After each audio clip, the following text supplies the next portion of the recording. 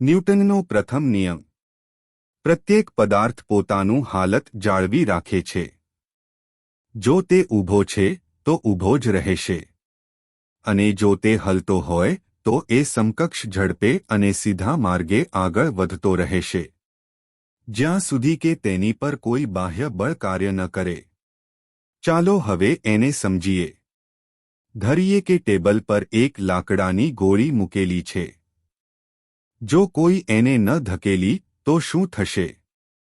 હા, એ ત્યાં જ રહેશે. આ છે સ્થિર અવસ્થા.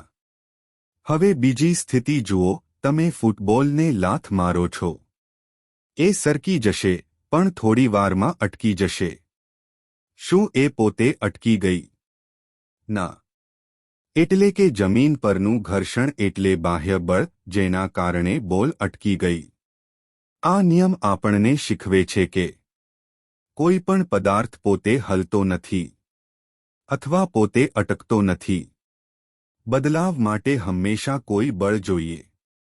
વિચાર કરો. જો કાર ચાલતી હોય અને તમે બ્રેક્સ ન લગાવો તો શું થશે? હા, એ આગળ જ વધતી રહેશે, કારણ કે કોઈએ એને અટકાવ્યું નથી.